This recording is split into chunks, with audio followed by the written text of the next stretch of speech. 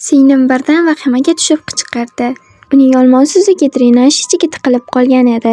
Men hovuz haqida bir so'z ham aytmadim va darhol suvga sakradim. Uzoq vaqt suv ostida uzukni qidirdim. Nihoyat qo'lim unga yetib bordi, lekin u qattiq tiqilib qolgan edi. To'satdan kimdir orqamdan sakraganini his qildim. Bu mening kichik singlim. U yordamga shoshildi, lekin u suv ostiga cho'kishi bilan sochlari drenaj filtriga tiqilib qolgandi. Shu payt operator boshqaruv xonasida hovuzni yopayotgan edi. Singlimning sochlarini filtrdan chiqazganimizdan so'ng hovuz yopilayotganini his qildik va unga intila boshladik. Bizlar suvdan chiqqanimizdan so'ng afsuski judayam kech bo'lgan edi. Hovuz juda ham qattiq yopilgan edi. Biz hovuzda qulflanib qolgan edik.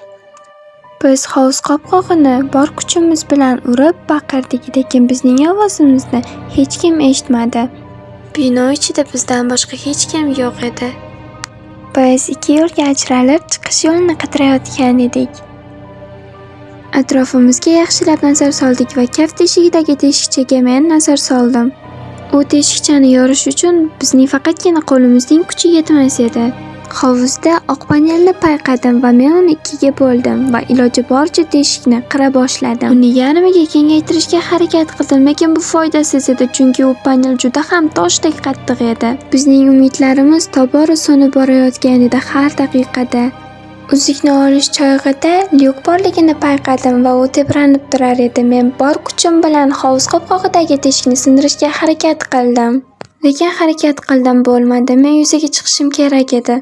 Ayni shu vaqtda hovuzda chiroqlar butunlay o'chdi. Qorong'ilikda bizdan boshqa hech kim ko'rinmas edi.